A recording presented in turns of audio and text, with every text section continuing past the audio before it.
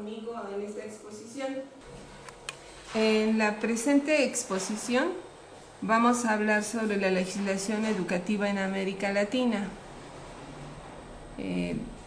Me voy a ayudar de la siguiente presentación. En primer punto, una introducción, la diversidad. Como segundo punto, la diversidad en América Latina, teniendo en cuenta los diferentes ambientes económico, político y social. En un segundo punto, el contexto educativo, y en tercer punto, los conceptos claves del contexto legislativo, para terminar con la educación en América Latina, con sus retos y expectativas.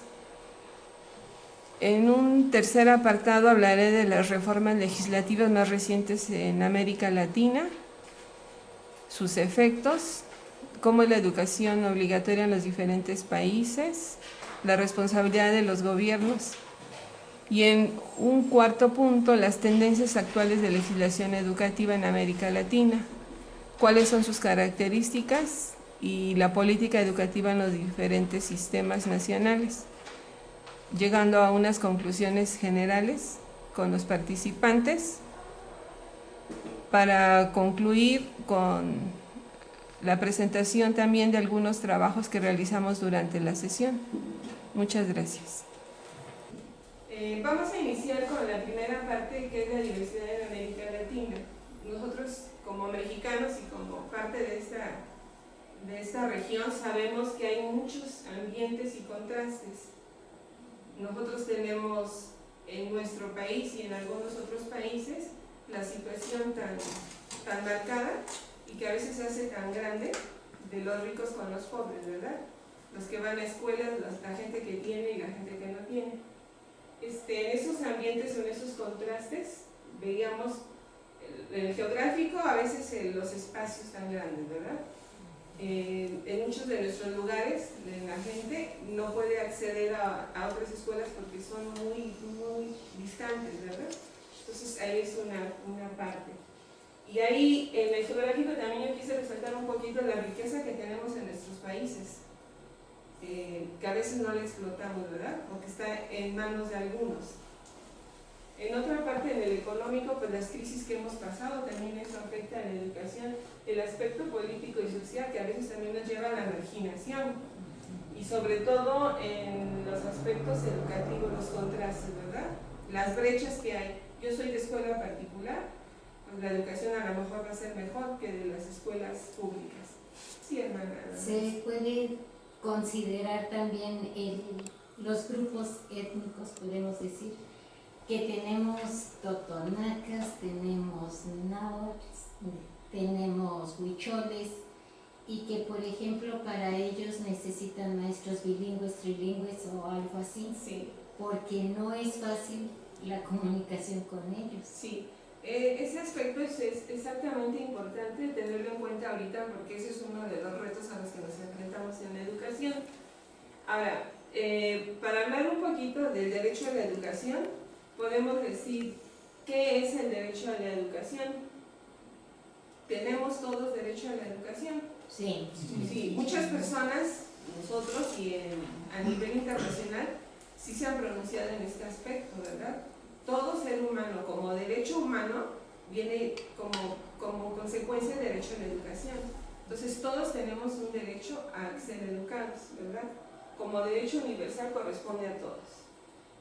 Pero también aquí se habla mucho de la responsabilidad que tienen los estados, los países, nuestros municipios, de que toda la gente tenga acceso a la educación, cosa que no la vemos. A veces, ¿qué hay eso en ese aspecto? Es la discriminación. No debería de ser, pero sí lo hay, ¿verdad? Entonces, aunque está el derecho a la educación, en muchas partes pues no se realiza como tal. Hay un autor que se apellida Latapí, que nos indica, de esos comités que les digo de manera internacional, hay un comité que es de derechos económicos y sociales y culturales. Y este órgano supervisa los pactos que se hacen a nivel internacional. Entonces, se establecen 4 criterios, que estos criterios se deben de realizar en cada país. O o sea, eso a nivel internacional. Y les llaman las 4 A's. La disponibilidad, pero por su origen en inglés, ¿verdad? Aunque no empieza con A, pero en inglés sí. La segunda, que sería la accesibilidad, la aceptabilidad y la adaptabilidad. Para que se realice esto de manera consciente, y estas 4 A's, ¿cómo las estamos viviendo nosotros así a manera específica en nuestro país? Aquí vamos a ponerlos, por favor, en 3 equipos, y les voy a dar una hojita para retomar un poquito bueno, les estoy entregando unas hojitas para hacer el ejercicio de las 4 A's. La primera de... ¿Ahí va la ver? Ajá. La otra que es adaptabilidad, la otra que es aceptabilidad, disponibilidad, pero el nombre que les decía en inglés, y la accesibilidad.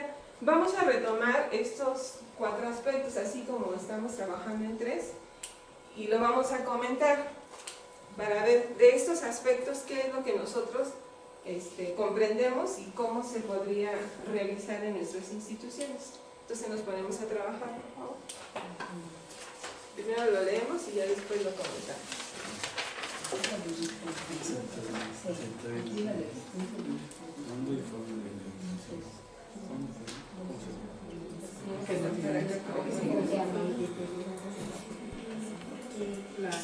Son 4 criterios a los que se debe adaptar la educación en los países, ¿verdad? ¿Cómo las vamos a adaptar? ¿O cómo hemos visto que se están adaptando? Por favor. Esos estados que tenemos nosotros clínicos, cuando estaban dando clases en los campos, los campos,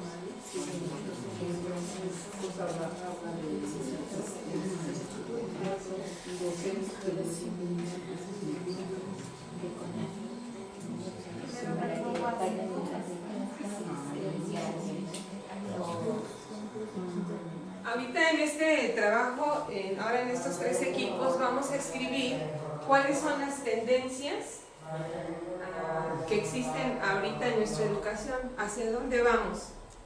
Después de la explicación que hemos escuchado, hacia dónde vamos, qué es lo que espera la gente, y eso es lo que vamos a plasmar, ¿verdad? Si quieren modernizar. Sí, ajá, por ejemplo, si quiere modernizar, o si quiere seguir con lo tradicional, según lo que ya vimos en la explicación. sí. Entonces me van a hacer el favor de escribirlo. Ahorita les paso unos plumones y van a trabajar. Ustedes al revés, ¿no? Tendencia de lo tradicional a lo moderno. Licenciatura y doctorado.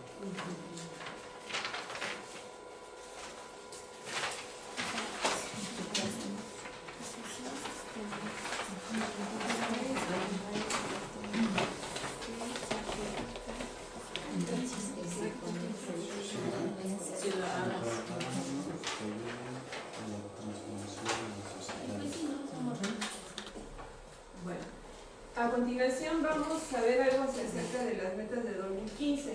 Como ya hemos trabajado en este contexto, vamos a tener en cuenta que se pretende que se extienda y se mejore la protección de educación, pero que sea de manera integral, y especialmente se vela porque sea a nivel preescolar, desde la primera infancia. Ya no nada más es obligatorio del preescolar, sino ya fue la primaria. Ahorita ya en la secundaria ya se pretende que sea a nivel superior, y que se tenga acceso a la primaria y que sea gratuito. Estamos hablando de nuestras escuelas oficiales. Nosotros estamos algunos en sistemas particulares, pero también tenemos eso, ¿verdad? Que sea de calidad, pero que los niños lleguen a terminar, y nosotros lo formamos a partir de algunas becas que les proporcionamos. Y esto se encuentra en esta realidad ante algunos desafíos. Entonces las reformas frente a los desafíos tienen que hacer algo, ¿verdad? No podemos estar fuera del contexto. Entonces se implementan algunas metas universales, como ya habíamos comentado, algunos organismos como la UNESCO, la ONU y la Educación para Todos, que son especialmente para que se lleven a cabo estas propuestas y se realicen. Ellos las hacen a nivel universal, pero ya cada país las adapta a sus diferentes constituciones y se habla de lo que ya hemos comentado, de la calidad, los programas de apoyo a becas, la equidad, quitar la discriminación para que sea todo igualdad, ¿verdad? Que se implementen en las escuelas espacios seguros y sin violencia. Ven cómo se encuentran ahora nuestros jóvenes, nuestros niños, ¿verdad? Ajá, todo esto, ¿verdad? Que ya se llama acoso escolar. Entonces, en este aspecto, ¿cómo estamos nosotros en nuestros gobiernos?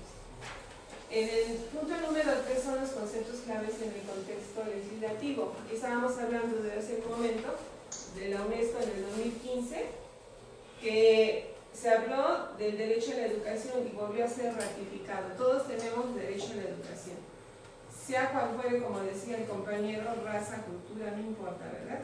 Aquí tenemos a veces algunas experiencias de nuestras comunidades y este proceso ha como pasado por diferentes momentos, pero se pretende hacer una evaluación. Se hizo una en el 2000 y ahorita se pretende hacer una en el 2015. De hecho ya se realizó en algunas partes.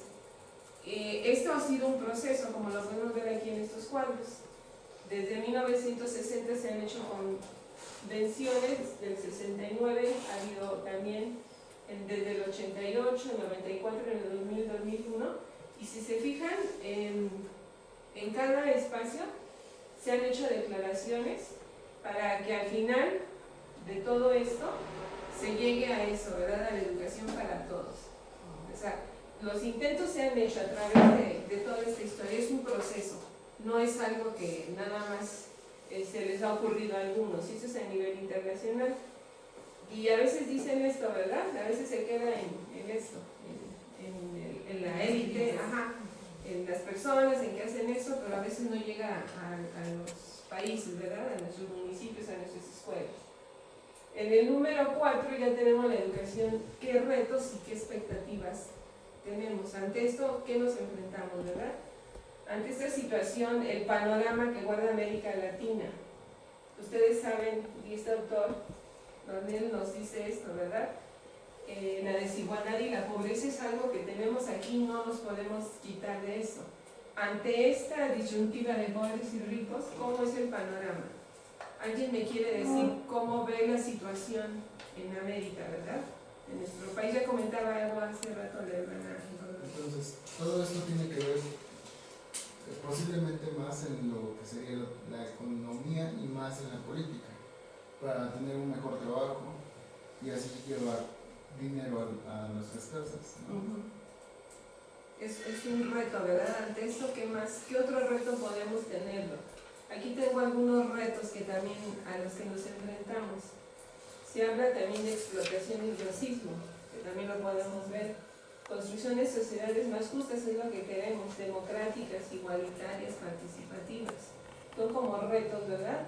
Como la escuela como un espacio relevante e irreemplazable para la educación y para que se forme en ese ambiente de que haya respeto, que todos tengamos un ambiente adecuado para fortalecer la participación de lo público con una auténtica democracia. Si tenemos jóvenes o estudiantes que se formen, por ejemplo, vamos a hablar de educación cívica en nuestras escuelas desde las primarias. ¿Cómo van a ser esos jóvenes?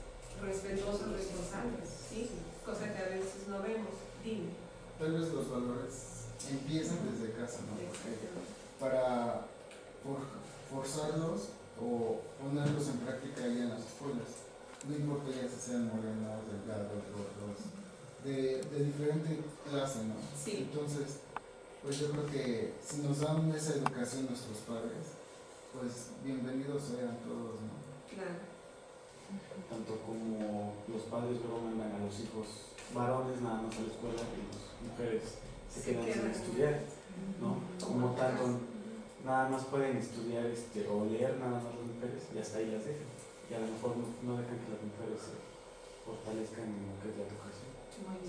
Además, esto Sí. parece un sistema elitista, Si vamos a las grandes universidades o en las ciudades, tenemos mejores maestros y mejor calidad de servicio, pero si vamos a las regiones marginales o donde poblaciones con niños muy pocos, entonces se contrata otro tipo de gente, los de CONAFE o los de otros, o alfabetización, o se maneja otra forma de enseñanza que ya no lleva implícitos valores u otras cosas que a algunos sí les dan y a otros no. Bueno, entonces aquí terminamos y vamos a trabajar en equipo. ¿Qué servicio? Entonces, ¿qué podemos trabajar? Eso se llama servicio profesional, no sé.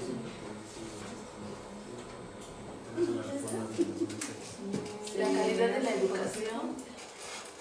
Un consejo asesor. Calidad de la educación. La calidad de la educación. Puedes decir, hay un consejo para la calidad de la educación.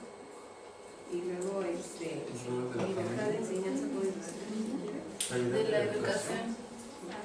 Vuelve a Reformas en el 2005 de lo que es Chile. ¿Ustedes qué proponen? Yo propongo que es el Consejo para la Calidad de Educación.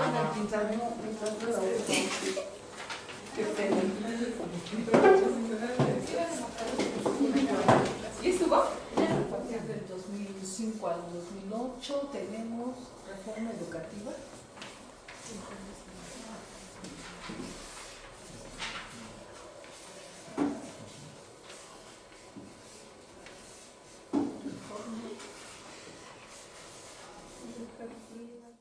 Bueno, ahorita vamos a continuar con el apartado número 3 que habla de las reformas legislativas más recientes en América Latina.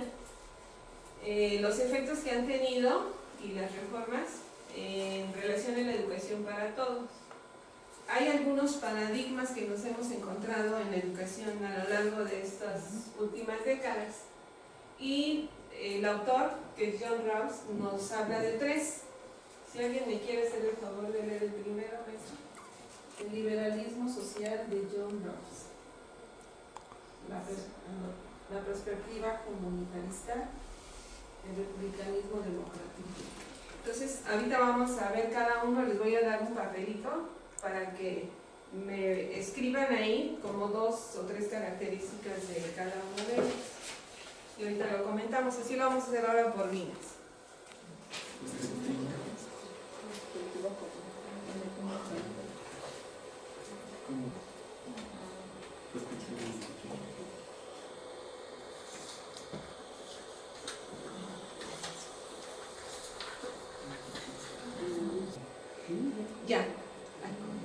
Ya se acabó el tiempo. Ahorita le van a entregar sus hojitas. En Guinness ya podemos ver algunas de las características de estas 3, ¿verdad? Se base, cada una tiene lo suyo, como ya hemos comentado, ¿verdad? Lo propio, lo que se puede adaptar. Se me hace importante de la última parte que el republicanismo democrático, que no puede haber sin libertad, sin al mismo tiempo logros importantes en igualdad y justicia. Que eso es lo que a veces también nos hace falta, ¿verdad? O sea, a veces hasta lo tenemos escrito, pero ya cuando estamos frente al grupo, porque esto hay que bajarlo a las aulas, nosotros como docentes, ¿verdad? Desde nuestras instituciones. Sí, en cada momento tiene lo propio, pero el rescatar a la persona y luego en igualdad y en justicia, a veces se nos hace un poco más difíciles ya dentro de nuestros centros de trabajo y en general en nuestros gobiernos. En esta segunda parte, la educación obligatoria en los diferentes países, creo que sí se ha avanzado en este aspecto, ¿verdad? Ahora se nos pide que repensemos un poquito de las normas educativas en el aquí y en el ahora, porque a lo mejor algunos países todavía las tienen desde hace muchos años y es necesario actualizarlas. O sea, ¿cómo vamos a responder? Porque ha habido un desarrollo en todos nuestros países, en nuestros continentes, ¿verdad? No se puede quedar esto estancado. Entonces, según las diferentes legislaciones que nos rigen, ¿verdad? ¿En dónde vamos? No podemos quedarnos así como en esto, en lo que se hizo a tal. la evolución de las sociedades va muy rápido, la globalización y todo lo que nos hemos enfrentado, entonces eso también tiene que ir avanzando al mismo ritmo, y esto pues nos enfrenta a otras cosas. Dime. Yo quería decir que tal vez el gobierno se debería de centrar más en la educación para aquellos que no tienen, y me refiero a los grupos étnicos, porque hay pequeñas comunidades que simplemente tienen una primaria y ya no siguen estudiando, y sin cambio tienen que venir a las ciudades para seguir estudiando, y son muy pocos, o sea, son 1 de cada 10. Sí, lo que veíamos en el primer tema, ¿no? Las brechas tan diferentes aún de geográficas, ¿verdad? Gente que tiene que caminar tanto para llegar, y cuando los gobiernos, como bien nos dice el compañero, tendrían que acercarnos un poquito más a esas realidades, ¿no? Exactamente es lo que sigue, como que te adelantas. Es la responsabilidad de los gobiernos, yo lo puse con interrogación. ¿Es responsabilidad de los gobiernos o es mi responsabilidad como ciudadano, verdad? Este compromiso se ve en muchos países de América Latina, o sea, no es una cosa que no se vea, ¿verdad? Se ve. Y a veces sí se encuentra plasmado en diferentes legislaciones, ¿verdad? Como ya lo vamos a ver después, ¿verdad? Sí está en esto. Y veíamos de quién es la responsabilidad. Sí es responsabilidad de cada gobierno, aunque no ha sido de manera satisfactoria, como ya lo habíamos comentado en el papelito que les di, cuando vimos lo de los países. O sea, primero vimos cómo estaba la situación en cada país, ¿verdad? Entonces ahorita, ¿qué es? Pues no es de manera satisfactoria, como dice aquí. Sí hay más atención a los más desprotegidos, pero pues todavía falta, como nos comentaba su compañero. Sí tenemos la esperanza de continuar en ese proceso de formación, porque pues esto es un proceso. Y en otros lugares también ya se habla de consejos comunitarios de unidad, ¿verdad? En otras partes ya se habla de la participación de la comunidad. Podemos hablar de los consejos técnicos. Si alguien me puede decir algo de los consejos técnicos, por ejemplo aquí, en los consejos escolares, ¿sí saben cómo se realizan esos consejos? ¿Con exámenes? Los que hacen los maestros. Sí. ¿Cómo? El último viernes de mes nos reunimos los maestros de la sección y bueno, ahí principalmente se tocan aspectos que estudiamos, por ejemplo, que nos manda la SEP, y después aspectos de la sección. Entonces, si hay algún problema, hay alguna cosa, ¿cómo podemos nosotros tratar de lograr esa solución del problema? Y también pues nos dan temas referentes a la educación. Entonces es cada mes. Muy bien. Ese es un esfuerzo que se ha hecho aquí en México y en otros países también, ¿verdad? Como dejar ese espacio, los niños no van a clases, entonces nos reunimos como docentes. Hay 8 rasgos de la normalidad mínima que nos marcan ahí, desde la puntualidad, desde la asistencia, desde que nosotros apoyemos a los alumnos en las tareas, como dice la maestra, ¿verdad? De que siempre haya clases, o sea, que nos vamos, como en muchos municipios ven que llegan el martes y se van el jueves. O sea, es nuestra realidad, ¿verdad? Entonces el gobierno quiere que nosotros en esos consejos volvamos a retomar esto para lograr una calidad. Y también se habla de la participación de la comunidad civil. La escuela no está aparte de la comunidad, somos parte de esa comunidad civil. Y para promoverla, desde donde se encuentra insertada. Ustedes saben en algunas regiones que sí es verdad, ¿no? La escuela, el director, los maestros, tienen mucha injerencia, sobre todo en las comunidades. A lo mejor ya no tanto como antes, ¿verdad? Pero el desfile es de toda la comunidad y lo organiza la escuela. Y pues a veces son comunidades pequeñas. Entonces desde ahí formar a los ciudadanos, eso es una cosa excelente, ¿verdad? Y también en otras ya se ve la participación de algunos medios de comunicación, empresas, sindicatos, ONGs o en algunas instituciones religiosas. O sea, es un trabajo de conjunto, ¿verdad? Yo creo que así en este aspecto pues sí se puede lograr un poquito más. Pero cuando se dan estas reformas educativas, ¿qué es lo que sucede? ¿Ustedes qué han visto? Yo aquí puse un ejemplo, ¿verdad? Sale una reforma y ¿qué pasa, no? En algunos países pues hay rechazos. ¿Qué hay? ¿Qué pasa aquí? ¿Qué hemos pasado ahorita aquí? ¿Perdón? Inconformidades, críticas, manifestaciones, Pues sí, que a la ciudadanía le molesta por Sí. el cierre de calles, por la toma de camiones, por la violencia. Y esto hemos visto que también, ¿por qué ha resultado? Pues porque algunos miembros de la comunidad educativa ya se manifiestan, porque no se les toma en cuenta. Ya lo vemos en algunos países, ahorita que vimos los países, ¿verdad?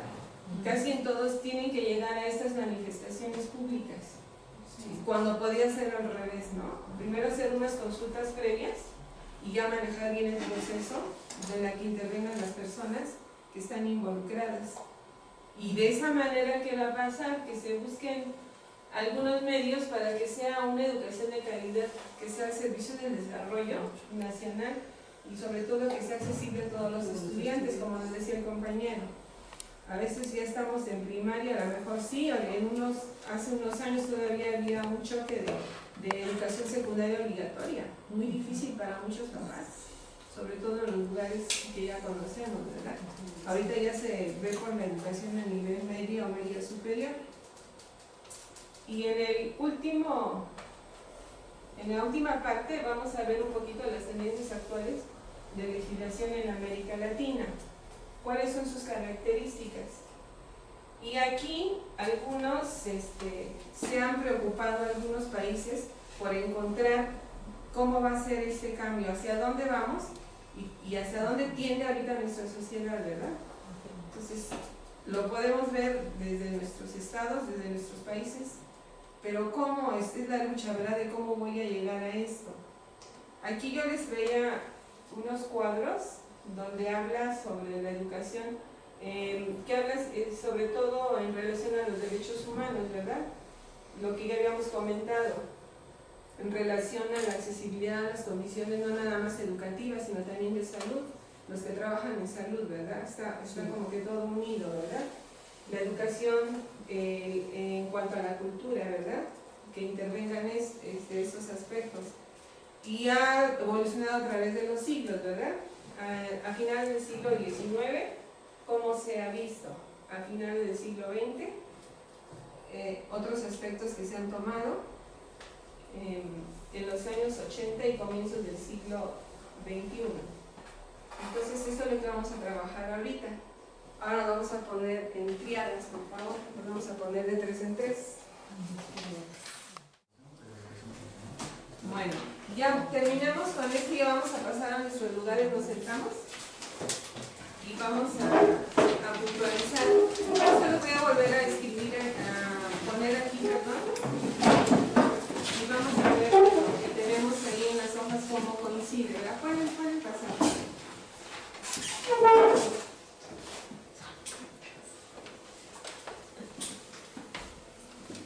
Los que les tocó Argentina.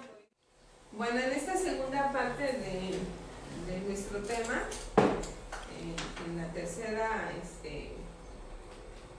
digamos, fase de este proceso, vamos a ver algo sobre la política educativa, pero ya en algunos sistemas nacionales de algunos países.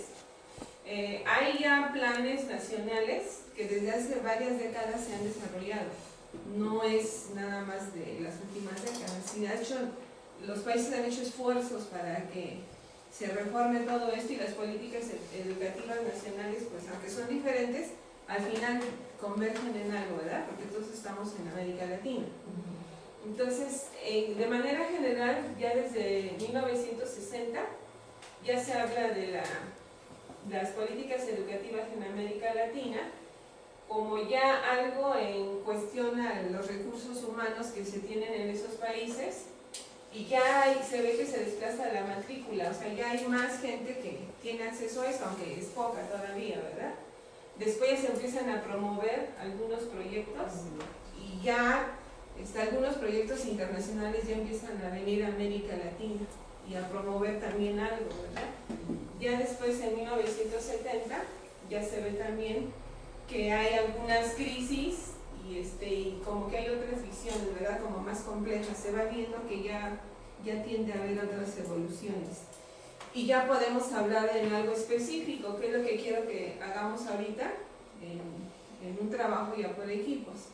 Algunas generalidades con Argentina algunas generalidades de Chile, algunas que tenemos en los países que les voy a sugerir, algunas reformas educativas con cambios significativos en Uruguay y en México, que quisiera que este equipo trabajara con lo de México, ¿verdad? Que es algo que ya conocemos un poquito más y ya al final compartiríamos, ¿verdad? ¿Cómo ha sido eso? La reforma del artículo 3º y el artículo 73 y lo que se crea para que nosotros podamos especificar un poquito más y ver las similitudes que hay, porque pues en estos países de América hay muchas cosas que tienen semejanza, ¿sí? Entonces nos ponemos de pie y vamos a trabajar en equipos. Ahorita les voy a dar una hoja para que vayan poniendo. No, Nada más es el papelito. Ay, no muestran cómo hacemos. Vente para acá.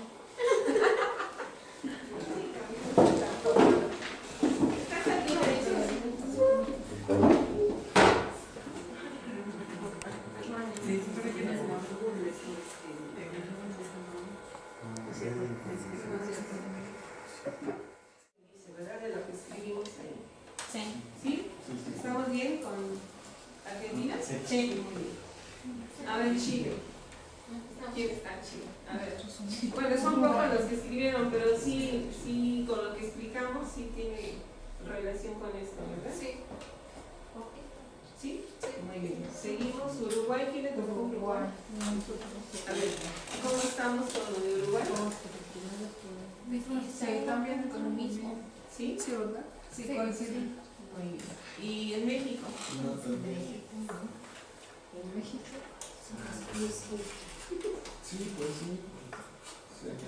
De leyes del servicio. Siguen siendo los mismos Sí. artículos. Sí, nada más lo que está implementado como nuevo, ¿verdad? Ajá. Muy bien. Bueno, entonces vamos a cerrar un poquito esta parte. A manera de conclusión, a partir de la segunda mitad del siglo XX, en algunos países ya se vio esto, ¿verdad? Vamos a irlo leyendo. ¿Sí? ¿Me haces el favor? Primer punto, mejoran los espacios educativos para atender a los sectores más vulnerables de la población. Segundo punto, preocupación en algunos países desde su realidad por no haber llegado de manera satisfactoria al logro de las metas propuestas desde Dakar 2000, pero con esfuerzos conjuntos para lograrlo. O sea, sí se hicieron las propuestas, pero a lo mejor no se llegaron a tanto, ¿verdad? Entonces sí se ha pedido que desde nuestros países se logre esto, ¿verdad? A nivel internacional, pero bueno, nuestra realidad es otra, ¿verdad? Pero vamos trabajando en esto. La otra sería desde una visión de integración regional del proyecto principal de educación para América Latina y el Caribe. Ya desde el proyecto que está aquí en América Latina y el Caribe, no sé si ustedes localizaron también en lo que leímos algo de esto, ¿verdad? Primero falta el seguimiento del verismo en algunos países. Hace falta la continuidad, ¿verdad? Sí. A veces estamos y unos dejan y vienen otros y hacen falta. Luego es recomendable involucrar a todos los estamentos de la comunidad educativa, no nada más el Estado, sino todos los estamentos, si es escuelas, si es la sociedad, de lo civil, lo político, lo educativo. Yo creo que en una cosa de conjunto se podrían obtener mejores resultados, ¿verdad? Por otra parte, aquí escribimos esto, que en cualquier lugar o país de América Latina, cuando se realice una modificación, que se encuentren leyes, pero que garanticen la educación para todos, ¿verdad? Que no nada más sea para un sector. Hay casos muy específicos, ¿verdad? En donde nada más a veces se hace para cierto tipo de escuelas o cierto tipo de personas. O los maestros no nos queremos involucrar porque bueno, ya que siga total igual para todos. O ya vamos con lo mismo, ¿no? También eso podría ser. Otra, que los sistemas educativos se consoliden mediante el diálogo entre los diferentes estamentos, ¿verdad? Que haya un poquito más de ese diálogo, ¿verdad? Es diferente estar en los estados y vivir la realidad desde un escritorio, por ejemplo. Sí, pero traer a esto. Luego nos hacen consultas y los maestros no accedemos o no damos nuestra opinión. Hay foros nacionales y Luego que se proporcionen los medios adecuados para formar sociedades más justas y fraternas. Eso es lo que nosotros queremos. Nosotros como instituciones educativas, en nuestras escuelas, digamos, en las escuelas Yermo, ¿no? Así más específicamente, queremos que sean sociedades más justas y fraternas, con nuestro lema educar para transformar y servir, pero desde nuestras realidades, ¿verdad? Entonces es un reto el que no nada más lo vivimos nosotros, sino lo viven muchos estados de México y muchos países, ¿verdad? Pero es estar informados y también que nosotros esto lo plasmemos hacia nuestras escuelas. Eso sería lo importante. Y les agradezco su participación.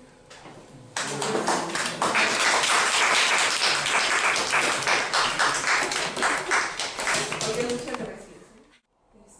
En estos minutos nada más les tomo un poquito más de su tiempo para preguntarles sobre esta exposición, ¿verdad? Las expectativas que tenemos para el futuro de nuestra educación en México. Bueno, en América Latina, pero de manera especial en México, ¿verdad?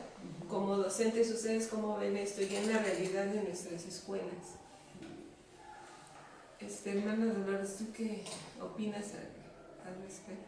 Pues yo opino que deberíamos de involucrarnos más en cuanto a las leyes, las mejoras, lo que podríamos detallar, pero también tener en cuenta con los compañeros como que pidan más nuestra opinión, nos tomen en cuenta, no solo grupo de varones maestros, sino también nosotros.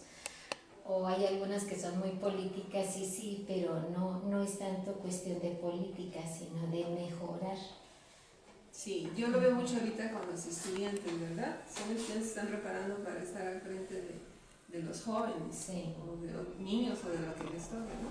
Pero cómo es que estemos también nosotros bien involucrados y preparados ante esto, ¿verdad? Maestra. Creo que es importante que primero conozcamos bien las mejoras que nos propone el gobierno.